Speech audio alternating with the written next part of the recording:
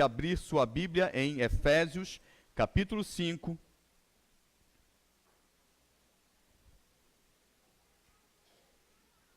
Efésios, capítulo 5. Eu farei a leitura dos versos 7 ao 14.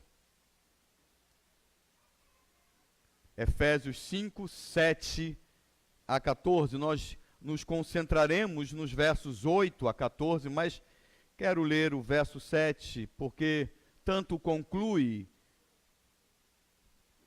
o parágrafo anterior, como ele nos faz a transição para o que veremos nesta noite. Efésios 5, de 7 a 14.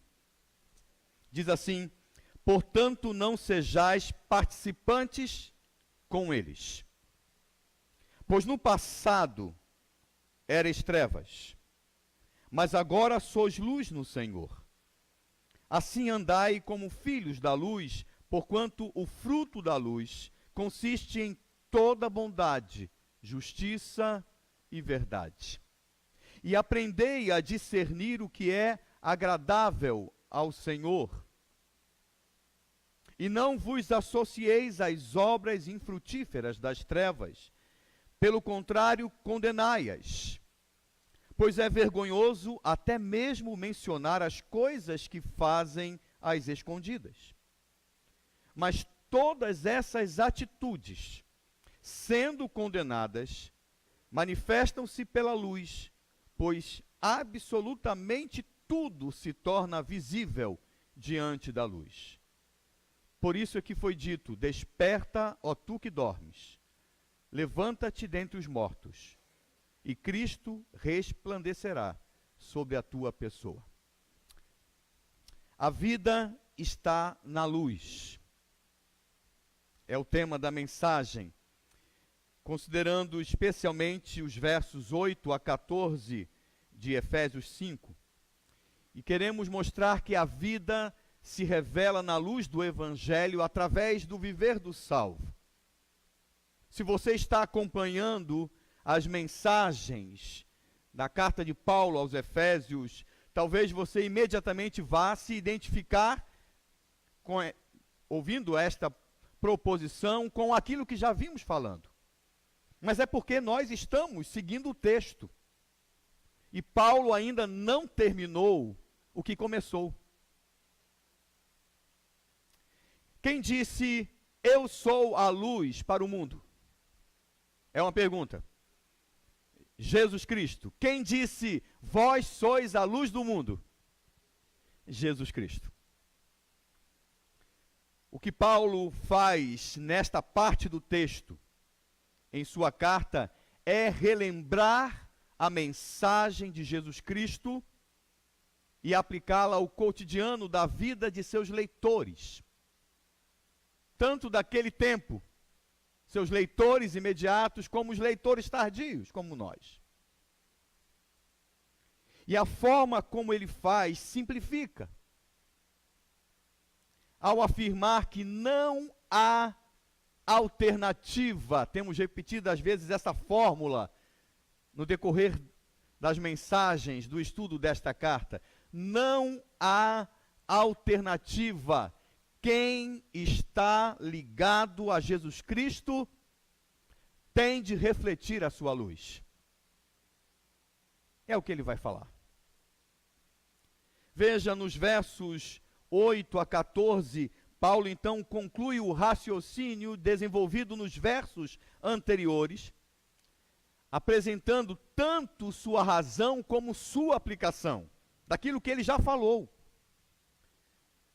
Tais coisas têm de acontecer pelo motivo que ele agora vai apresentar, e tais coisas devem levar a esta ação que ele vai apresentar.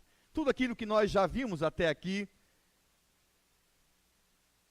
apresenta uma conclusão e uma necessidade de aplicação. Diante disso, é como se Paulo estivesse afirmando assim: diante disso, tem de se viver o que nós entendemos, o que nós compreendemos. Até aqui o apóstolo, eu quero rapidamente relembrar os versos anteriores. Até aqui o apóstolo ensinou o distanciamento da imoralidade. Este tem sido o tópico, o tema das mensagens, o distanciamento da imoralidade, primeiro através do desapego do que é inconveniente, do desapego ao inconveniente. Isso nós vimos nos versos 3 e 4. Depois, no apego às ações de graças. Vimos isso no verso 4. E, finalmente, na firmeza da consciência. Isso nós vimos nos versos 5 a 7. Agora, além das razões já apresentadas, ele apresenta a lógica de Cristo. Não podemos mais flertar com a imoralidade por termos uma nova condição em Cristo. Porque agora somos luz como Ele é. E a imoralidade, ela se dá nas trevas. Ela não se apresenta na luz. No verso 7, que nós lemos, portanto, não sejais participantes com eles. No verso 7, Paulo expõe claramente a diferença existente que exige esse distanciamento da imoralidade.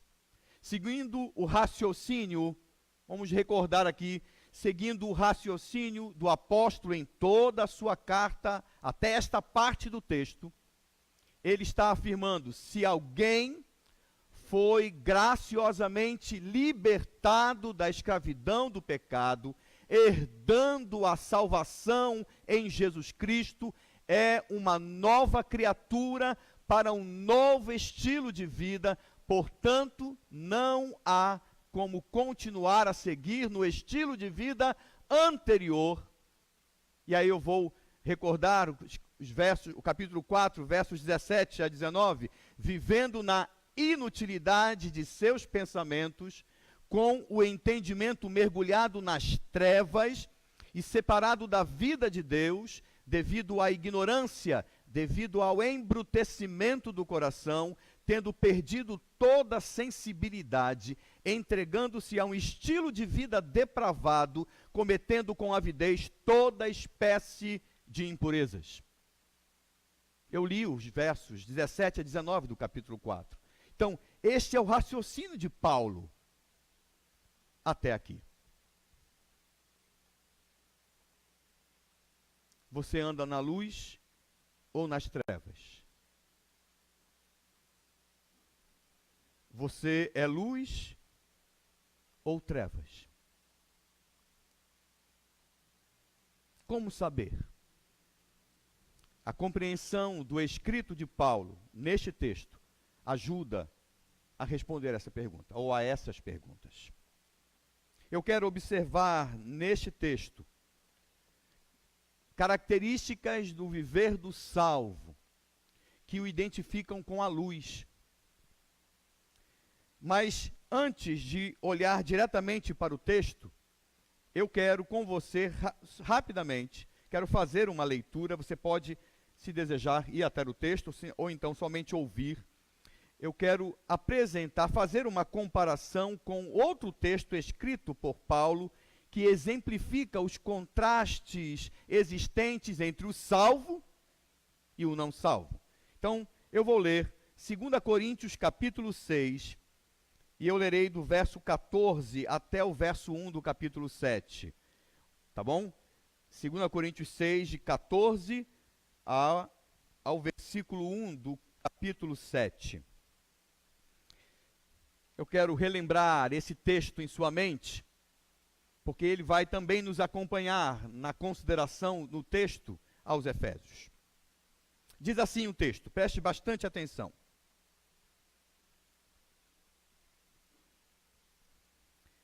Jamais vos coloqueis em julgo desigual com os descrentes. Pois o que há de comum entre a justiça e a injustiça? Ou que comunhão pode ter a luz com as trevas? Que harmonia entre Cristo e Belial? Que parceria pode se estabelecer entre o crente e o incrédulo? E que acordo pode existir entre o templo de Deus e os ídolos? Porquanto somos santuário do Deus vivo. Como declarou o próprio Senhor, habitarei neles, e entre eles caminharei, serei o seu Deus, e eles serão o meu povo. Portanto, sai do meio deles, e separai-vos, diz o Senhor, e não toqueis em nada que seja impuro, e eu vos receberei. Serei para vós pai, e sereis para mim filhos e filhas, diz o Senhor Todo-Poderoso.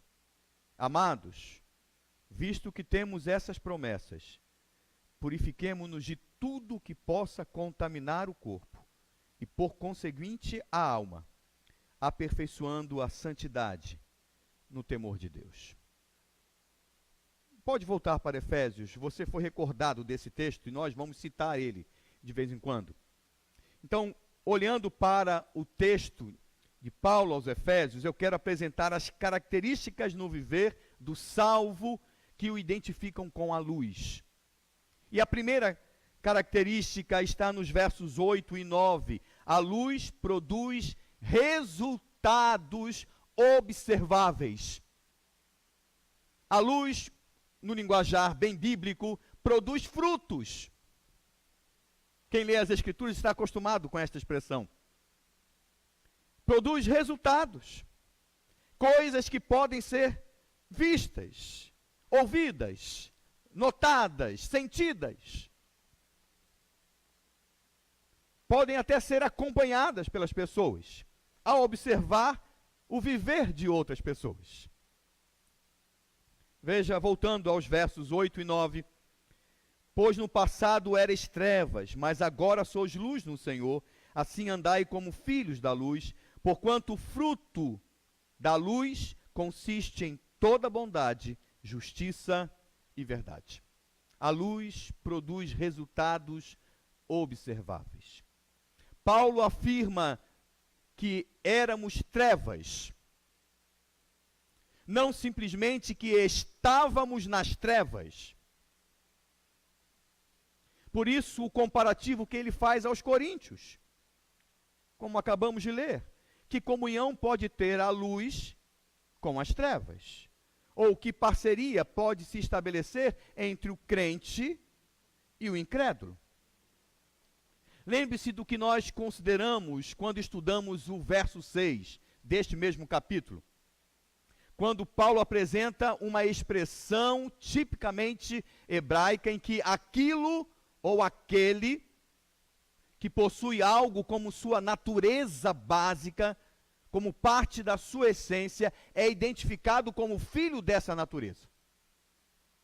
E como nós já vimos isto lá, e ele cita isto no verso 6, todos os pecadores, rebeldes e desobedientes, consequentemente, tornam-se filhos do pecado, filhos da rebeldia, filhos da desobediência. Então é nesse sentido que nós já estudamos, é nesse sentido que Paulo afirma que éramos trevas. Não simplesmente estávamos nas trevas. O que de fato acontecia. As pessoas que são trevas, elas estão nas trevas. Sim, isso de fato é uma realidade, mas nossa essência, nossos frutos, é o que Paulo está dizendo, eram trevas. Por isso também ele apresenta o contraste entre os resultados de suas vidas. Quando ele pergunta o que há de comum entre a justiça e a injustiça. A luz produz frutos, resultados. E as trevas? O que você acha?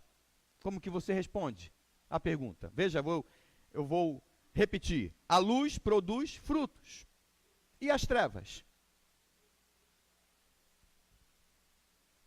As trevas produzem ou não frutos?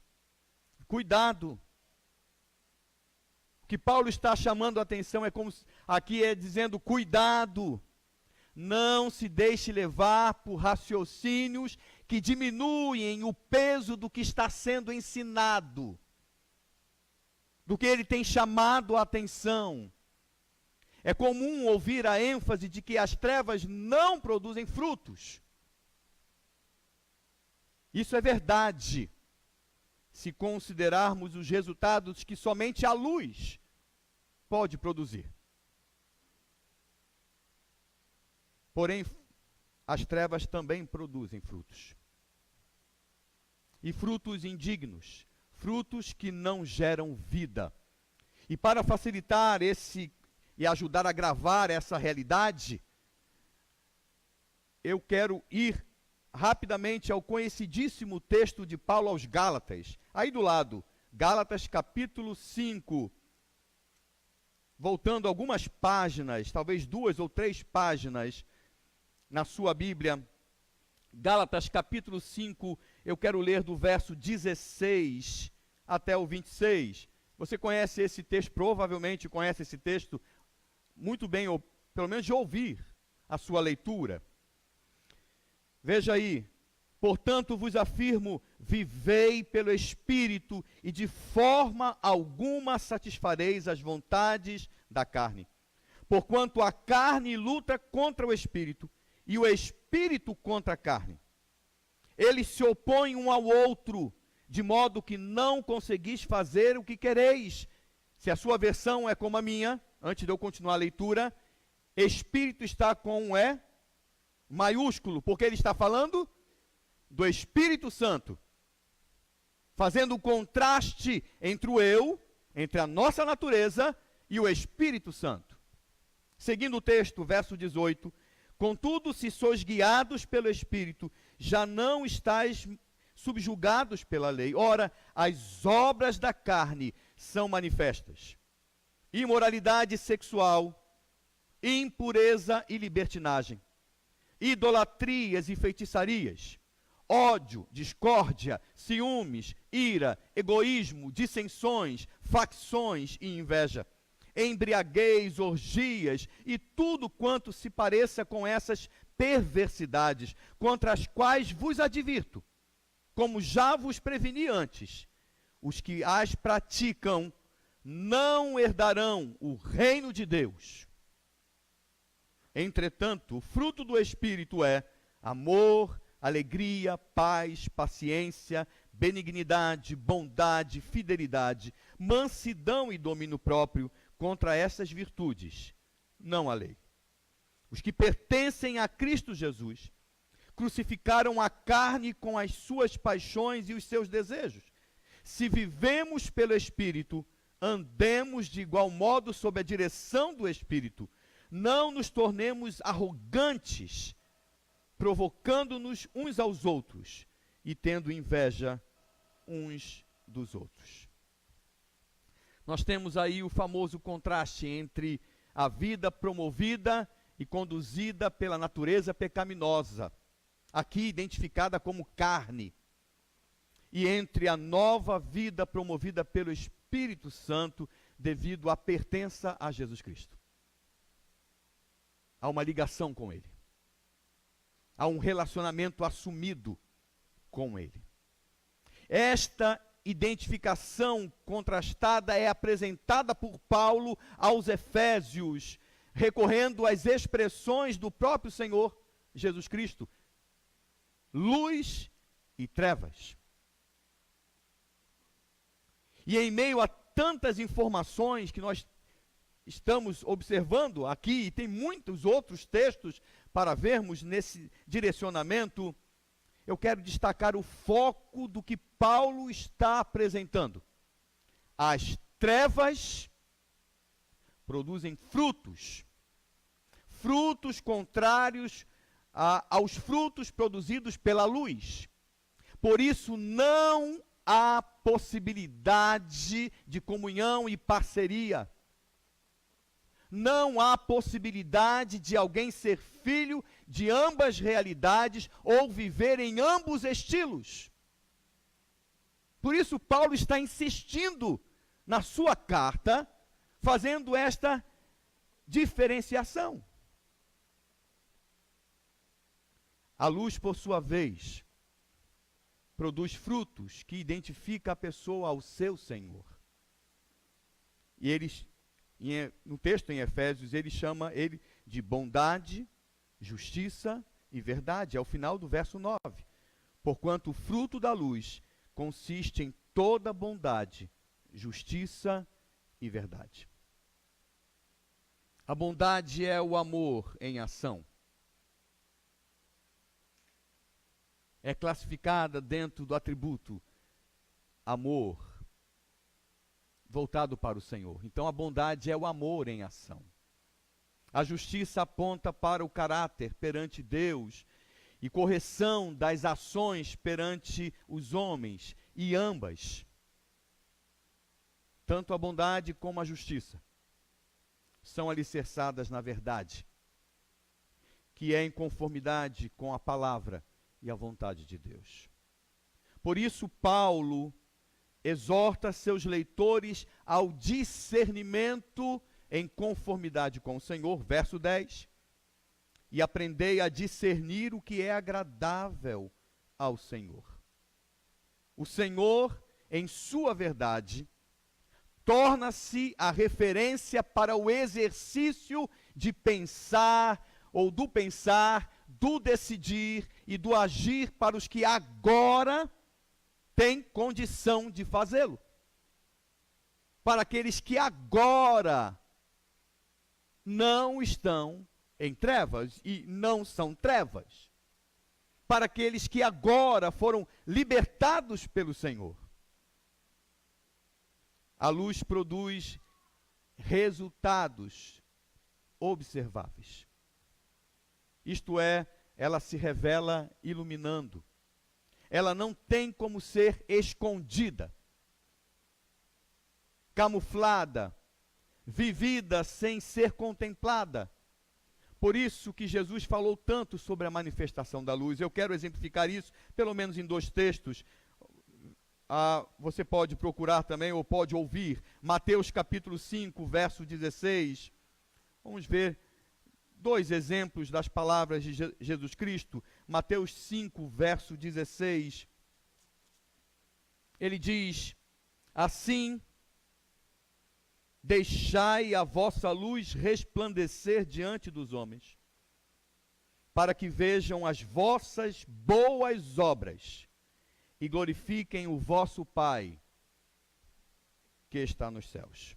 Agora veja João capítulo 3, mais tarde voltaremos para esse texto em João, o Evangelho de João, capítulo 3, eu quero ler agora somente os versos 20 e 21. Pois todo aquele que pratica o mal odeia a luz e não se aproxima da luz, temendo que as suas obras sejam expostas. Mas quem pratica a verdade vem para a luz, para que se veja claramente que as suas obras são realizadas em Deus. Por isso que Paulo exorta seus leitores em Efésios a andar, isto é, a viver como filhos da luz. No verso 8. Isso significa viver aos olhos de todos, Senhor, tanto do Senhor como das pessoas, e viver aos olhos de todos coerentemente, sem nada esconder. Eu vou repetir: viver coerentemente, sem nada ter para esconder, sem nada ter para se envergonhar, porque vive na coerência, vive na lógica do Senhor. Isso te faz lembrar de algo que Paulo já escreveu na carta aos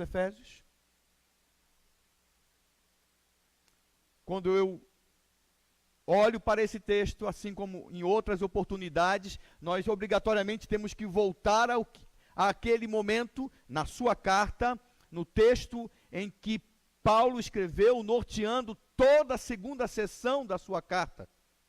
Lá no capítulo 4, verso 1.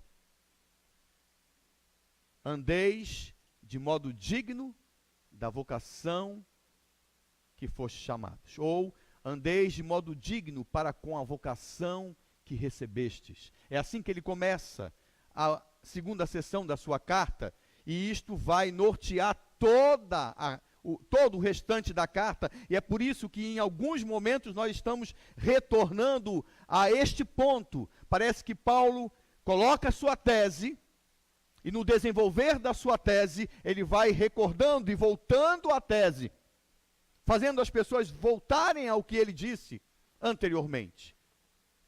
Nós temos de viver dignamente, quer dizer, coerentemente, com a vocação que recebemos. E esta vocação veio a partir de nossa conversão, a partir de nossa salvação.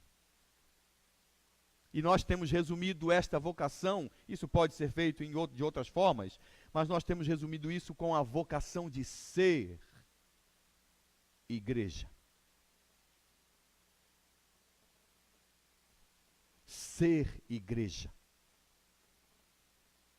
Não simplesmente estar na igreja. Também isso está incluído, mas ser igreja. Se nós entendermos, meus irmãos, com a devida atenção, o que Paulo nos ensina, guiado pelo Espírito Santo nesta carta, nós vamos compreender o que o Senhor espera de nós. E este esperar do Senhor aponta para o que é ser igreja, ser de Deus, ser povo de Deus, com um estilo de vida completamente diferente. Em Cristo não há nada para se esconder. Em Cristo não há medo. Em Cristo não há segredos. Em Cristo não há pavor da exposição, pois tudo reflete o próprio Senhor, e tudo isso serve, além de adoração, como testemunho para as pessoas. E é isso que Paulo nos apresenta nestes versos 8 e 9. A luz produz resultados observáveis. Isto vai, como nós lemos, ao encontro do que Jesus Cristo afirmou em algumas oportunidades. Sejam luz, para que as pessoas olhem as suas obras e percebam a luz.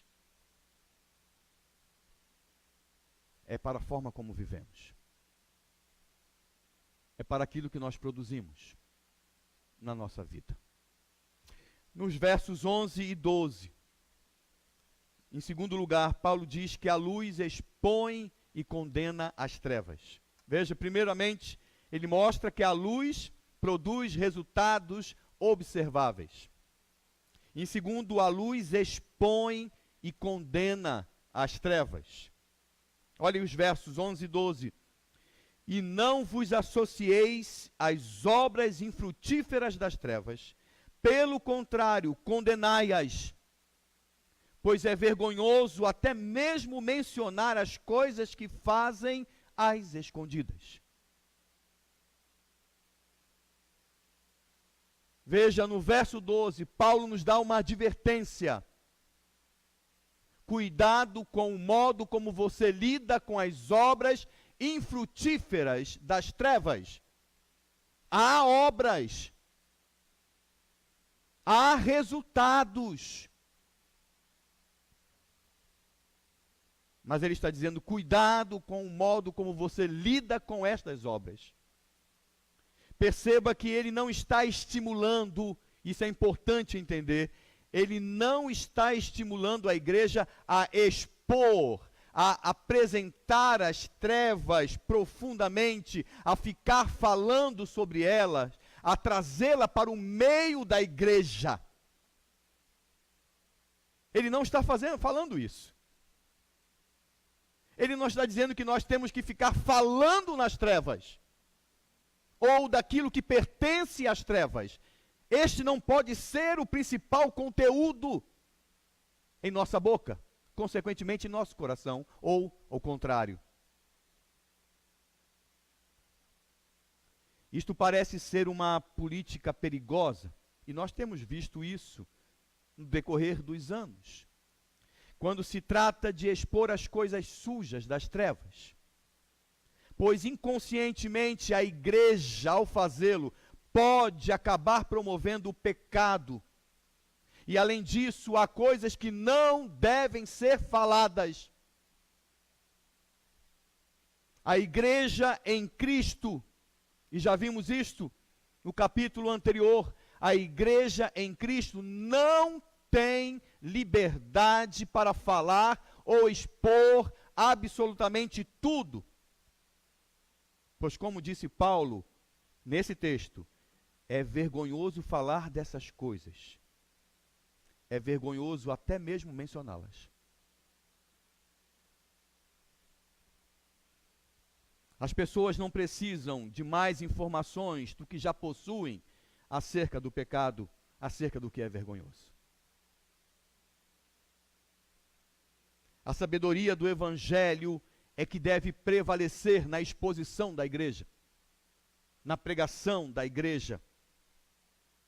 É o que Paulo afirmou aos Romanos, e eu vou só ler para você, no capítulo 16, verso 19, quando ele disse: contudo, todos têm conhecimento da vossa obediência, por isso alegro-me sobremaneira, entretanto quero que sejais sábios em relação a tudo que é bom, mas puro ou simples, quanto ao que tem aparência maligna.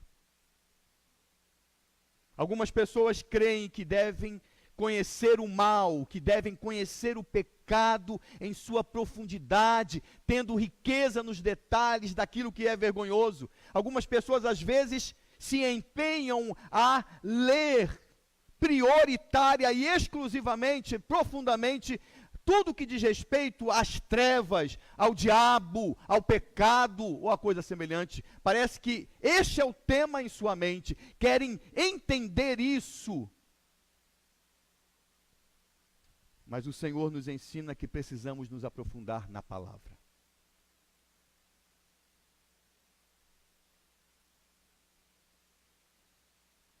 Na sua palavra. No seu Evangelho. O Evangelho é suficiente para salvar e transformar as pessoas. Não há necessidade do aprofundamento no que é vergonhoso.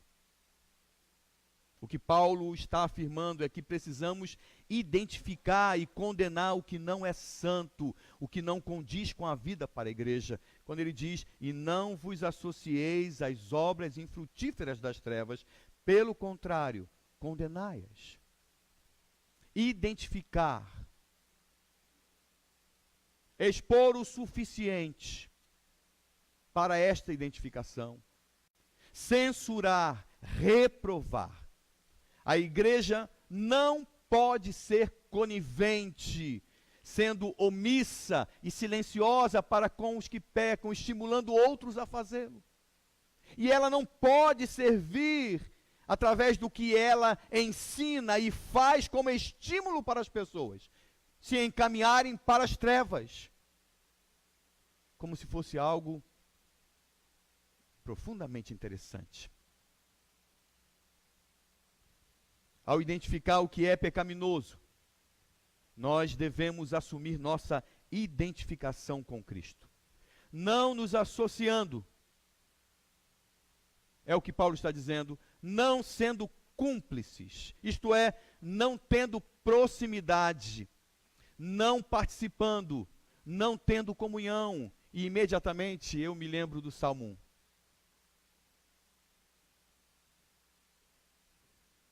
Abençoado com felicidade é o homem que não segue o conselho dos ímpios, não se deixa influenciar pela conduta dos pecadores, nem se assenta na reunião dos zombadores. Ao contrário, sua plena satisfação está na lei do Senhor, e na sua lei medita dia e noite. É a lei do Senhor que está na mente, dia e noite. Ele toma o devido cuidado ao identificar o que é trevas, o suficiente para não se aproximar, para não comungar, para não ser influenciado e para, consequentemente, não fazer parte desta realidade, se distanciando do Senhor. E ele o faz meditando na lei do Senhor, meditando nos princípios do Senhor, meditando no Evangelho, dia e noite. É o Evangelho que conduz você nas suas meditações.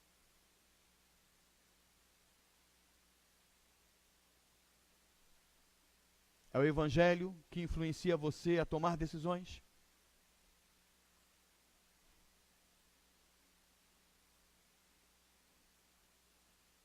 É o Evangelho que tem esta influência quando você está desejando algo.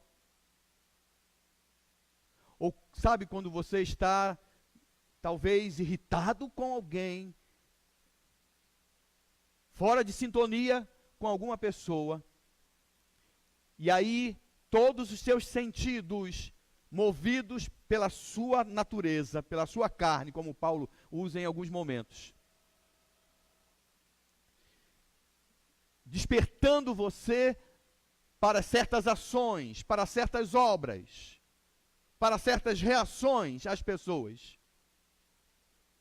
É o Evangelho que chega nessa hora pela ação do Espírito Santo, determinando o que você é e, consequentemente, o que você tem de fazer naquela situação. Para Paulo, assim como em toda a Escritura, a comunhão com os pecadores e com o pecado é equivalente à aprovação a eles. Pois o que vivem, o que fazem é infrutífero, é estéril, é improdutivo e por isso inútil para gerar vida. Ao contrário, tem a potencialidade de atrapalhar o desenvolvimento da vida.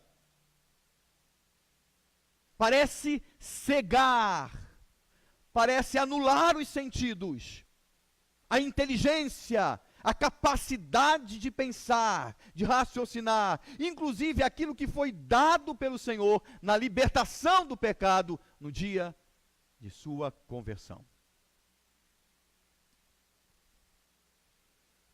A luz produz resultados observáveis. A luz expõe e condena as trevas. E por último, nos versos 13 e 14, a luz assume a identificação, sua identificação em Cristo. Ele diz: mas todas essas atitudes, sendo condenadas, manifestam-se pela luz, pois absolutamente tudo se torna visível diante da luz. Por isso é que foi dito: desperta, ó tu que dormes, levanta-te dentre os mortos, e Cristo resplandecerá sobre a tua pessoa. Meu irmão, minha irmã,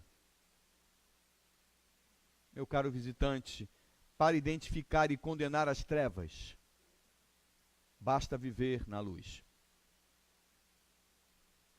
Não há necessidade de grandes ações, não há necessidade de vultuosos eventos e profundo envolvimento com as trevas. Basta viver o que se aprende no Evangelho, basta seguir a Cristo, pois aonde há luz, as trevas se dissipam.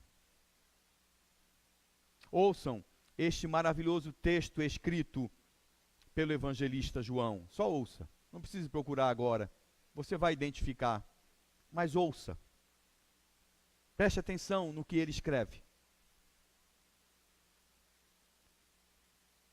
No princípio era a palavra, e a palavra estava com Deus, e a palavra era Deus. Ele, a palavra, estava no princípio com Deus. Todas as coisas foram feitas através dele, e sem ele, nada do que existe teria sido feito. Nele estava a vida, e a vida era a luz dos homens.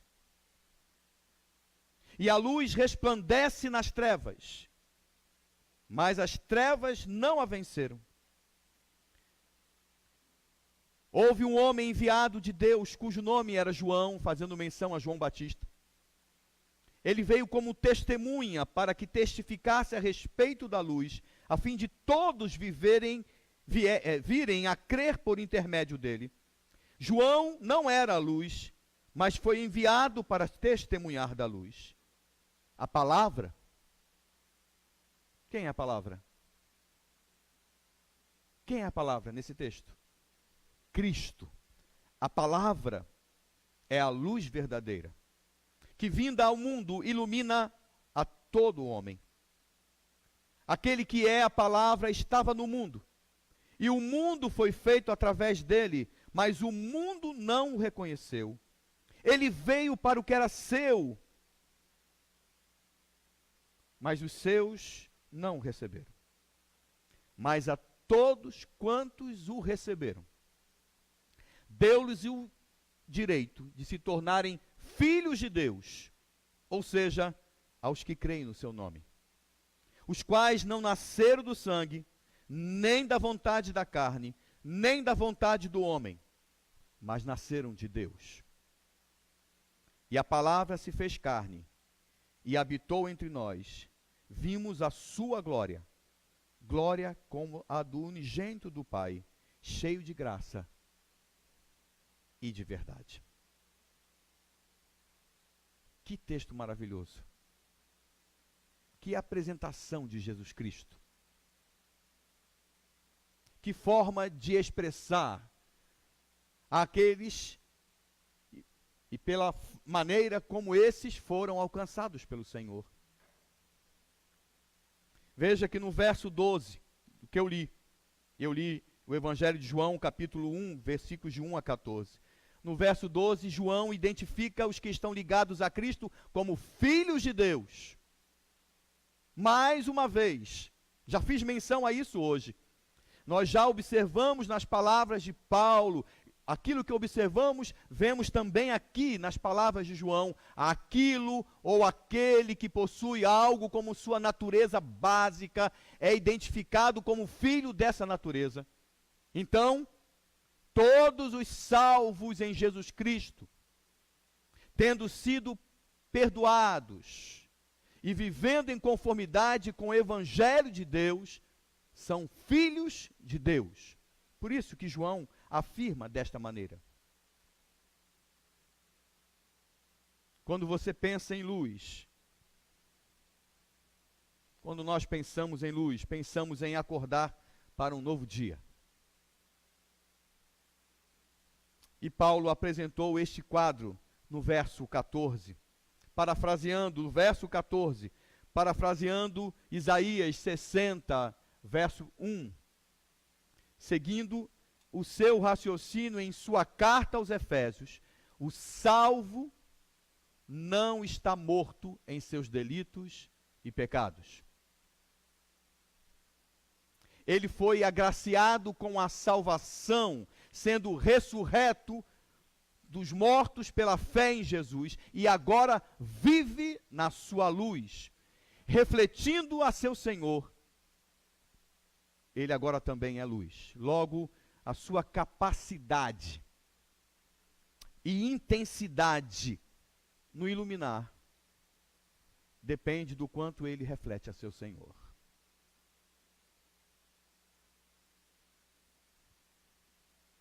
Veja, Deus não nos salva. Sabe o dia da sua conversão? Quando Ele aplica a salvação à sua vida? Naquele dia, quando a salvação determinada pelo Senhor é aplicada à sua vida a partir dali, então aquilo se torna uma realidade na sua vida. O dia da sua conversão, Ele não salvou você. E disse, agora, você pode, daqui por diante, viver por você mesmo, porque você mesmo, livremente, é luz.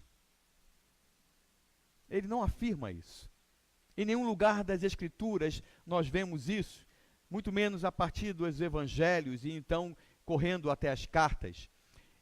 Ele diz, olha, a partir de hoje, a sua salvação, ela é real porque a obra de Cristo, a pessoa de Cristo, está sendo aplicada à sua vida. Então você tem uma ligação com Ele. Você agora assume um relacionamento com o Senhor. E quanto mais próximo do Senhor, quanto mais o que o Senhor ensinou, quanto mais parecido com Ele você for, você viver essa realidade, mais, assim como Ele, você iluminará.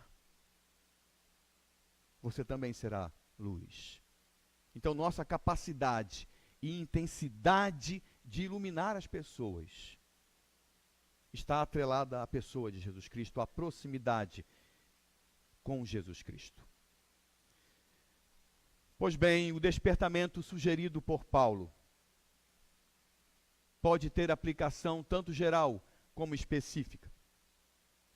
No sentido geral, Paulo está afirmando que a única possibilidade de alguém ser despertado do sono e levantado de entre os mortos é através de Cristo.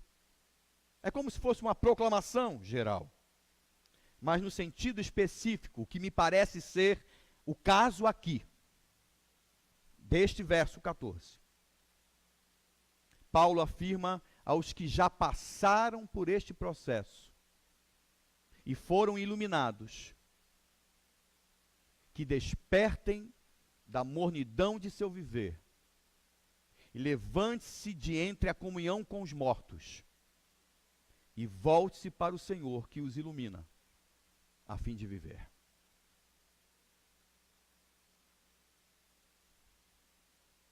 Paulo está exortando os que são salvos e, consequentemente, deveriam ser luz. E que talvez, e que provavelmente, estão vivendo distante do Senhor. Tão distante, o suficiente para parecer até que não são luz. O suficiente para ter comunhão com as trevas. O suficiente para ter simpatia pelas trevas. Paulo está exortando estas pessoas a acordarem do sono, a se levantarem deste tipo de comunhão e voltarem para a luz, para que a sua vida e as suas obras voltem a iluminar. Sirvam como o Evangelho, andando pelas ruas, o Evangelho se relacionando com as pessoas, o Evangelho tomando decisões, o Evangelho comendo, bebendo, se vestindo e fazendo coisas. Paulo chama esse despertamento. Eu quero concluir, como eu disse, voltando à leitura de um texto. Só ouça. E o julgamento é este: que a luz veio ao mundo, mas os homens amaram mais as trevas do que a luz, porque as suas obras eram más. Pois todo aquele que pratica o mal, e seguindo o que estamos estudando em Efésios, poderíamos especificar: todo aquele que pratica a imoralidade odeia a luz e, consequentemente, não se aproxima da luz. E é óbvio que não pode se aproximar da luz. Por quê? Porque se aproximar da luz, as suas obras serão identificadas.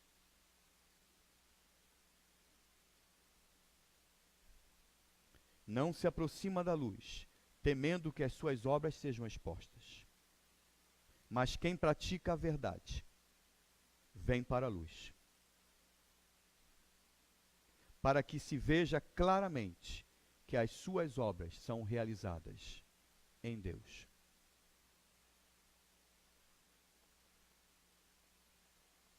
Tudo que é vida, tudo que vale a pena, tudo que traz edificação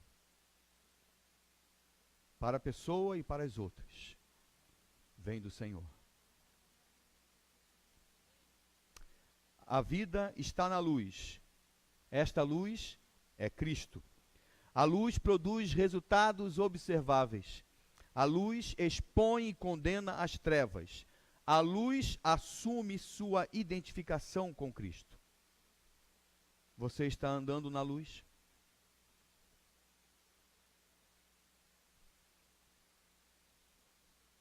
Você tem sido luz?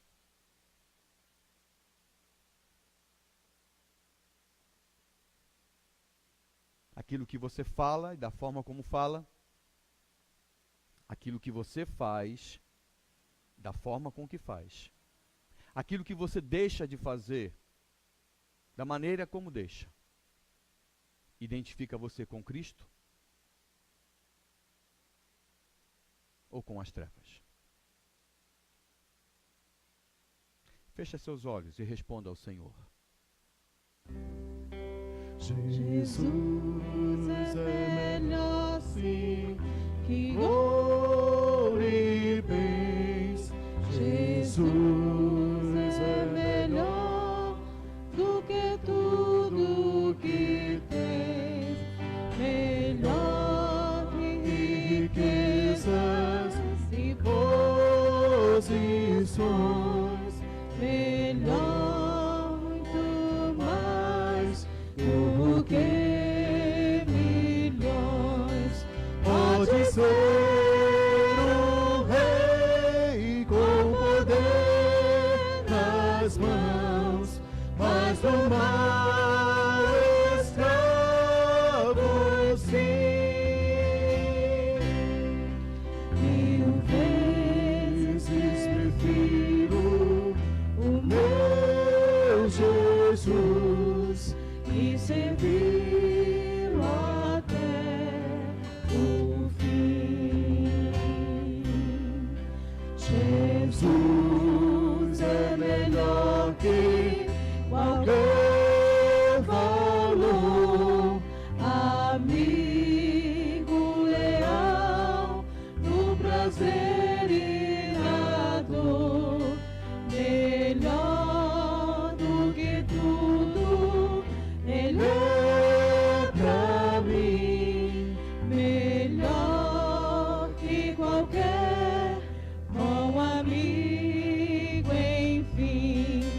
Pode ser um rei com poder nas mãos, mas do mal escravo sim. 1000 vezes prefiro o meu Jesus e servi-lo até o fim.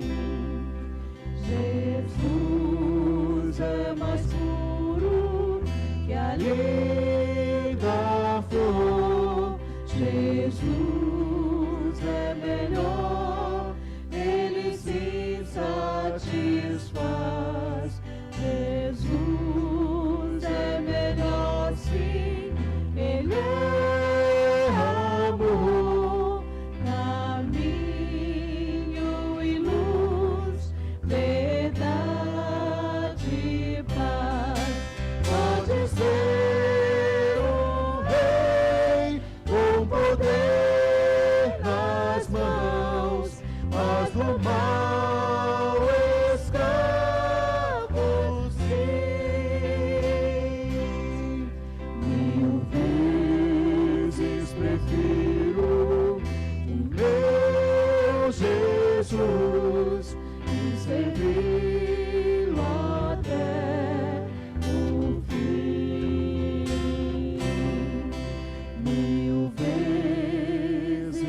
refino.